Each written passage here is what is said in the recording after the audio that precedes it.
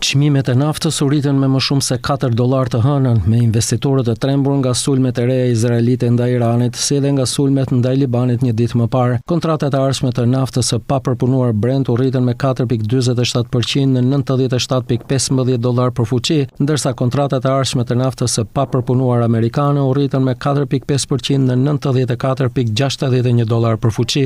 Izraeli tha të hënën se goditi një uzinë petrokimike në jugperëndim të Iranit, si dhe objekte ushtarake, pavarësisht se presidenti amerikan Donald Trump i ka thënë kryeministrit izraelit Benjamin Netanyahu të përmbahet nga sulmet e mëtejshme. Në sulmin e parë ndaj një centrali energjetik brenda Iranit që nga pushimi 8 prillit, Izraeli tha se goditi objektiva në kompleksin petrokimik Mashar. Një zyrtar provincial i tha agjencisë gjysmë zyrtare të lajmeve Fars të Iranit se pjesë të uzinës ishin dëmtuar. Shpresat tani po shkatërrohen për një fund të afërt të luftës dhe një rifillim të rrjedhave të naftës së papërpunuar përmes ngushticës së Hormuzit. Çmimet e naftës janë rritur rreth 60% që nga fillimi i luftës në fund të shkurtit, por mbeten në nivelet maksimale të shënuara në mars, kur nafta Brent arriti në gati $120 për fuqi. Mes krizës së furnizimit që rezultoi, OPEC Plus të dielën ra dakord për rritjen e 4 të prodhimit të naftës në 4 muaj, por analistët thanë se vendimi do të kishte pak ndikim pasi shumica e anëtarëve të OPEC Plus nuk mundën të përmbushin objektivat e tyre të prodhimit për shkak të mbylljes së Hormuzit ose në rastin e Rusisë, sulmeve në infrastrukturë që kanë ngërryer kapacitetin e saj të prodhimit. Sipas analistëve, në tregun aktual, ndikimi fizik i një vendimi të tillë do të ishte afër zeros.